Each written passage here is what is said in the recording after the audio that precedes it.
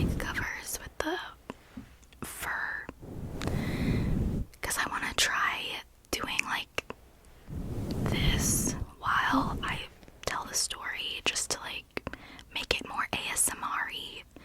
So I don't know, let me know if you like it or not. Also, if this side of my face randomly gets dark, it's because my iPad died. Yeah.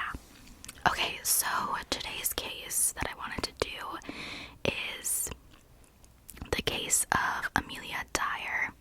And before I get into this, I just want to do a little disclaimer and say, obviously I am American and this takes place in England, so if I mispronounce things, I'm sorry. Someone commented on my last video saying like, oh, this is really good, but the pronunciation of these places are really questionable. Like, not in a rude way, they weren't being rude, but I was like, oh, that's kind of embarrassing. But also, I don't really want to look up every single like name, so I'm just gonna pronounce them how I think they're pronounced, and if they're not pronounced that way, I'm sorry. This is so cool. It sounds good. Okay. Amelia Dyer was born the youngest of 5, with 3 brothers, Thomas, James, and William, and a sister, Anne, in the small village of Pyle Marsh, just east of Bristol. The daughter of master shoemaker Samuel Hobley and Sarah Hobley. Amelia learned to read and write and developed a love of literature and poetry. However, her childhood was marred by the mental illness of her mother, caused by typhus. Amelia witnessed her mother's violent fits and was obliged to care for her until she died in 1848. Researchers later commented on the effect this had on Dyer, and also what it taught her about the symptoms exhibited by those who appeared to lose their mind through illness. Dyer had an elder sister, Sarah Ann, who died in 1841 at age 6, and a younger sister also named Sarah Ann, who died in 1845, aged a few months. An elder cousin had an illegitimate daughter at the time, who was later accepted as the daughter of the grandparents, William and Martha Hobley, who were Dyer's aunt and uncle. After her mother's death, Amelia lived with an aunt in Bristol for a time before serving an apprenticeship with a corset maker. Her father died in 1859. Her eldest brother Thomas inherited the family shoe business. In 1861, at the age of 24, Amelia became permanently estranged from at least one of her brothers, James, and moved into lodgings in Trinity Street, Bristol. There she married George Thomas. George was 59, and they both lied about their ages on the marriage certificate to reduce the age gap. Okay. George deducted 11 years from his age, and Amelia added 6 to hers. Many sources later reported this age as fact, causing much confusion. That is creepy. Also, my foot is falling asleep. So, okay, that's a really far age gap. After marrying George Thomas, Dyer trained as a nurse. From contact with a midwife, Ellen Dane, she learned of an easier way to earn a living, using her home to provide lodgings for young women who had conceived illegitimately, and then farming off the babies for adoption or allowing them to die of neglect and malnutrition. That is fucked up. Dane was forced to decamp to the U.S. shortly after meeting Amelia to escape the attention of the authorities.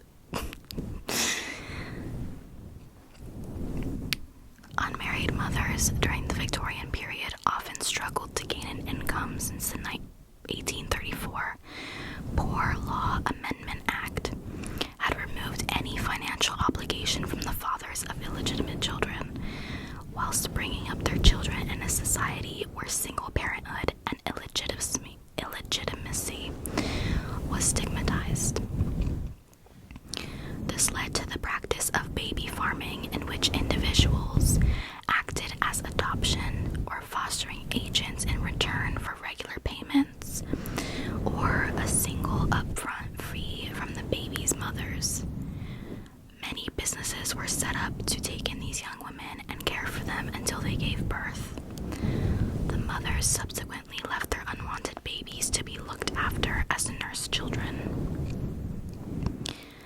The predicament of the parents involved were often exploited for financial gain. If a baby had well-off parents who wanted to keep the birth secret, the single fee might be as much as £80. £50 might be negotiated if the father of the child wanted to hush up his involvement. However, it was more common for these expectant young women to be impoverished. Such women would be charged about £5. Unscrupulous carers resorted to starving the farmed-out babies to save money and even to hasten death. Noisy or demanding babies could be sedated with easily available alcohol and or opiates. Godfrey's cordial, known colloquially, how do you say that? Colloquially.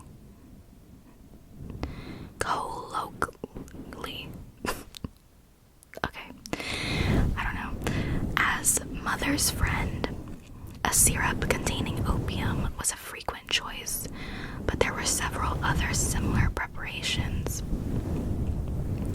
Many children died as a result of such dubious practices. Opium killed far more infants through starvation than directly through overdose. Dr. Greenhow, investigating for the Privy Council, noted how children kept in a state of continued narcoticism will be thereby disinclined for food and be but imperfectly nourished. Death from severe malnutrition would result, but the coroner was likely to record the death as debility from birth or lack of breast milk or simply starvation. Mothers who chose to reclaim or simply check on the welfare of their children could often encounter difficulties, but some would simply be too frightened or ashamed to tell the police about any suspected wrongdoing. Even the authorities often had problems tracing any children that were reported missing. This was the world opened up to her by the now departed Ellen Dane. Dyer had to leave nursing with the birth of a daughter, Ellen Thomas. In 1869, the elderly George Thomas died and Amelia needed an income. Dyer was keen to make money from baby farming, and alongside taking in expectant women, she advertised to nurse and adopt a baby in return for a substantial one-off payment and adequate clothing for the child. In her advertisements and meetings with clients, she assured them that she was respectable and married and that she would provide a safe and loving home for the child. In 1872, Amelia married William Dyer, a brewer's laborer from Bristol.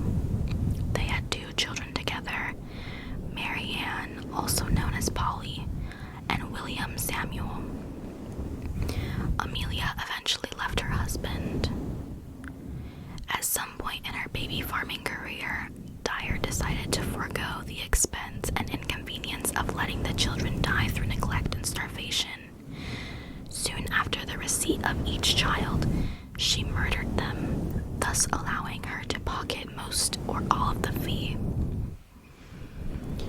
For some time, Dyer eluded the resulting interest of the police. She was eventually caught in 1879 after a doctor was suspicious about the number of child deaths he had been called to certify in the Dyer's care. However, instead of being convicted of murder or manslaughter, she was sentenced to 6 months hard labor. The experience allegedly almost destroyed her mentally, though others have expressed incredulity at the leniency of the sentence when compared to those handed out for lesser crimes at that time. Upon release, she attempted to resume her nursing career. She had spells in mental hospitals due to mental instability and suicidal tendencies. These always coincided with times when it was convenient for her to disappear. Being a former asylum nurse, Dyer knew how to behave to ensure a relatively comfortable existence as an asylum inmate. Dyer appeared to have begun abusing alcohol and opium-based products early in her killing career. Her mental instability could have been related to her substance abuse. In 1890, Dyer cared for the illegitimate baby of a governess. When she returned to visit the child, the governess was immediately suspicious and stripped the baby to see if a birthmark was present on one of its hips. It wasn't, and prolonged suspicions by the authorities led to Dyer having or feigning a breakdown. Dyer at one point drank 2 bottles of laudanum in a serious suicide attempt, but her long-term use had built up her tolerance to opium products, so she survived.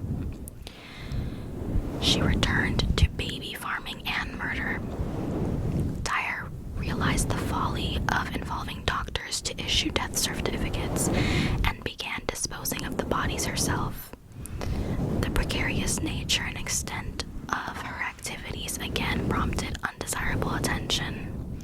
She was alert to the attention of the police and of parents seeking to reclaim their children.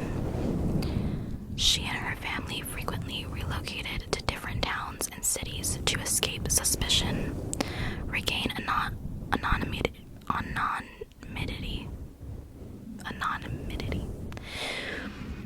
and to acquire new business. Over the years, Dyer used a succession of aliases. In 1893, Dyer was discharged from her final committal at the Somerset and Bath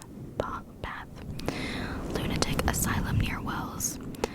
Unlike previous breakdowns, this had been a most disagreeable experience, and she never entered another asylum. 2 years later, Dyer moved to Caversham, Berkshire, accompanied by an unexpected associate, Jane Granny Smith, whom Dyer had recruited from a brief spell in a workhouse, and Dyer's daughter and son-in-law, Marianne, known as Polly, and Arthur Palmer. This was followed by a move to 45 Kensington Road, Reading, Berkshire, later the same year. Smith was persuaded by Dyer to be referred to as Mother in front of innocent women, handing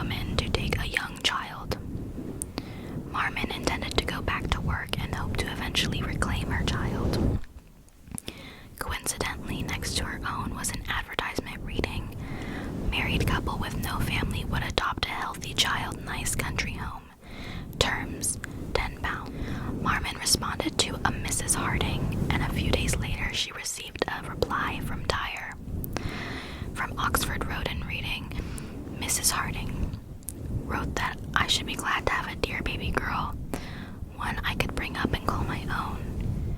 She continued, "We are plain, homely people in fairly good circumstances. I don't want a child for money's sake, but the company and home comfort. I and my husband are dearly fond of children. I have no child of my own. A child with me will have a good home and a mother's love." Evelina Marmon wanted to pay a more affordable weekly fee for the care of her daughter, but Mrs. Harding insisted on being given the one-off payment in advance. Marmon was in dire straits, so she reluctantly agreed to pay the £10, and a week later, Mrs. Harding arrived in Cheltenham. Marmon was surprised by Dyer's advanced age and stocky appearance, but as Dyer was affectionate towards Doris, Evelina handed over her daughter, a cardboard box of clothes, and £10. Still distressed at having to give up care for her daughter, Evelina accompanied Dyer to Cheltenham station and then on to Gloucester. She returned to her lodgings, a broken woman. A few days later, she received a letter from Mrs. Harding saying all was well. Marmon wrote back but received no reply. Just to clarify, Mrs. Harding is Dyer, in case that wasn't clear. Dyer did not travel to Reading, as she had told Marmon. She went instead to 76 Mayo Road, Willesden, London, where her 23-year-old daughter Polly was staying. There, Dyer quickly found some white edging tape used in dressmaking, wound it twice around the baby's neck, and tied a knot. Death would not have been immediate.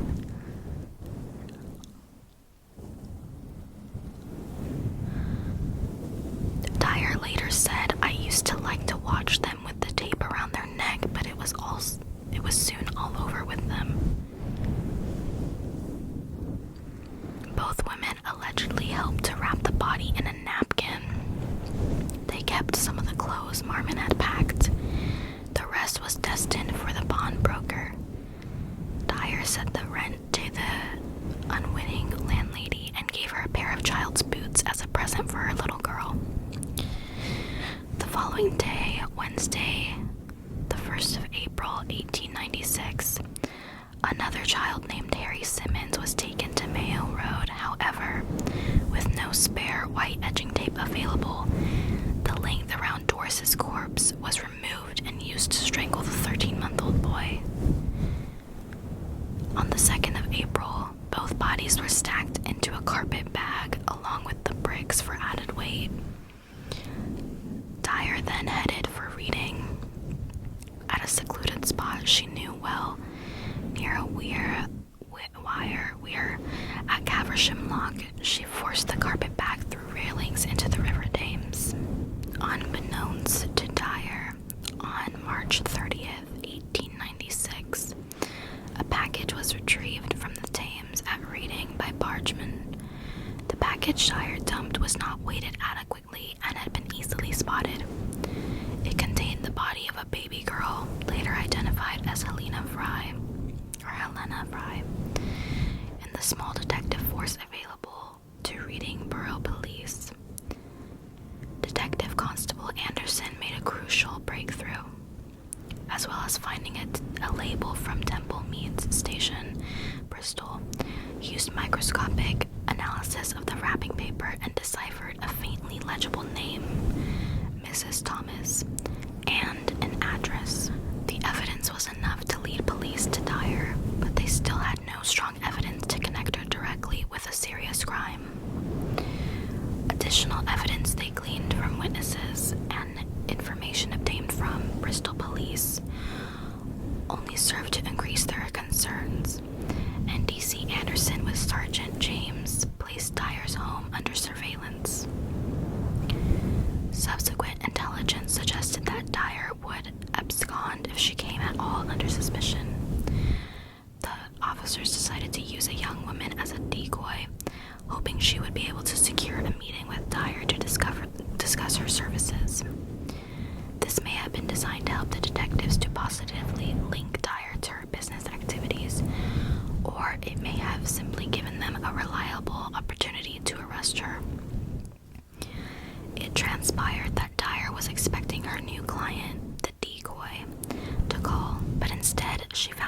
relatives waiting on her doorstep. On April 3rd, the police raided her home.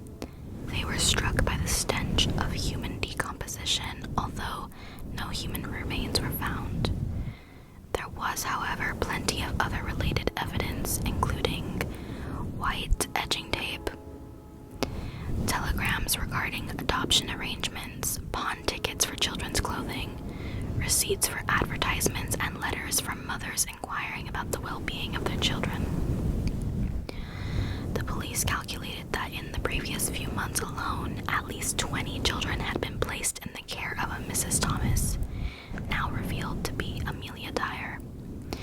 It also appeared that she was about to move home again, this time to Somerset.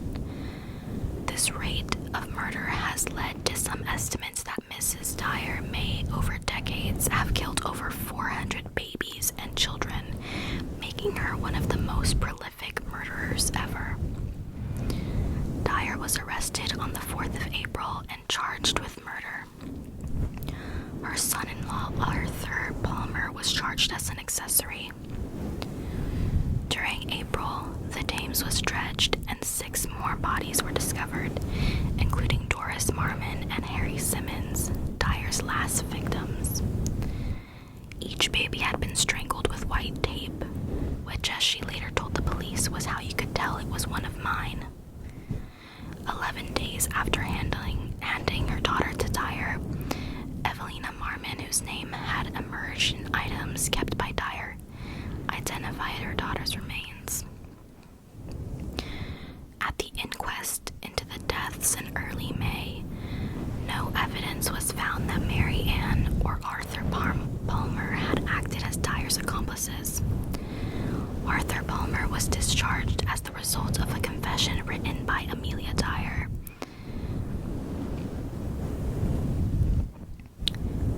She wrote, "Sir, will you kindly grant me the favor of presenting this to the magistrates on Saturday the 18th instant I have made this statement out. For I may not have the opportunity then. I must relieve my mind. I do know and I feel my days are numbered on this earth. But I do feel it is an awful thing drawing innocent people into trouble. I do know I should have to answer before my Maker in heaven for the awful crimes I have committed. But as God Almighty is my judge in heaven and on earth, neither my daughter, Mary Ann Palmer, nor her husband, Alfred Ernest Palmer, I do most solemnly declare neither of them had anything at all to do with it. They never knew I contemplated doing such a wicked thing until it was too late. I am speaking the truth and nothing but the truth, as I hope to be forgiven. I and I alone must stand before my Maker in heaven to answer it all. Witness my hand, Amelia Dyer." Girl, I don't think you're going to heaven, to be honest. On May 22nd, 1896, Dyer appeared at the Old Bailey and pleaded guilty to one murder, that of Doris Marmon. Her family and associates testified at her trial that they had been growing suspicious and uneasy about her activities, and it emerged that Dyer had narrowly escaped discovery on several occasions. Evidence from a man who had seen and spoken to Dyer when she had disposed of the 2 bodies at Caversham Lock also proved significant. Her daughter had given graphic evidence that ensured Dyer's conviction. The only defense Dyer offered was insanity. She had been twice committed to asylums in Bristol. However, the prosecution argued successfully that her exhibitions of mental instability had been a ploy to avoid suspicion. Both committals were said to be coincided with times when Dyer was concerned her crimes might have been exposed. It took the jury only 4.5 minutes to find her guilty. In her 3 weeks at the condemned cell, she filled 5 exercise books with her last true and only confession. A chaplain visited her the night before execution and asked if she had anything to confess. She offered him her exercise books, saying, "Isn't this enough?" Curiously, she was subpoenaed to appear as a witness in Polly's trial for murder, set for a week after her execution date. However, it was ruled that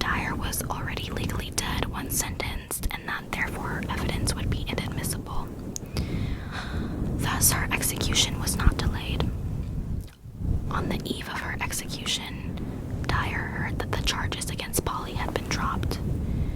Dyer was hanged by James Billington at Newgate Prison on the 10th of June, 1896, which was a Wednesday. Asked on the scaffold if she had anything to say, she said, "I have nothing to say," just before being dropped at 9 a.m. precisely.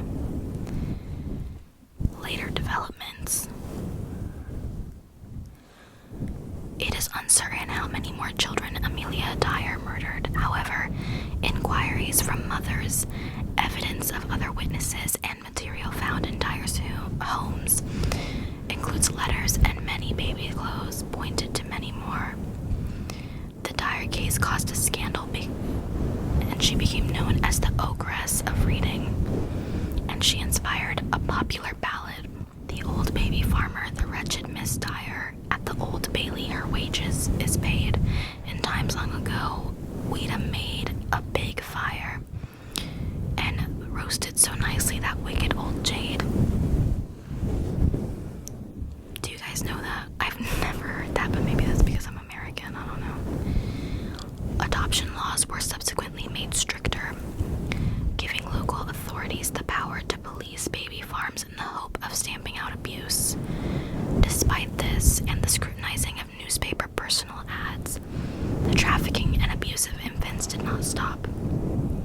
2 years after Dyer's execution, railway workers inspecting carriages at Newton Abbot, Devon, found a parcel. Inside was a 3-week-old girl, but though cold and wet, she was alive. The daughter of a widow, Jane Hill. The baby had been given to Mrs. Stewart for £12. She had picked up the baby at Plymouth and dumped her on the next train. It had been claimed that Mrs. Stewart was Polly, the daughter of Amelia Dyer. I wouldn't doubt it. Okay, you guys, that is it for this video. Honestly, I don't even know what to say. That is such a crazy concept, and it was so normalized. Baby farming, that is crazy. And the fact that they would even take all those shortcuts just to save money and just torture these children, I don't even know what to say. How do you do something like that and not have a guilty conscience? There were so many people that were baby farmers. What a gross term too, baby farmers.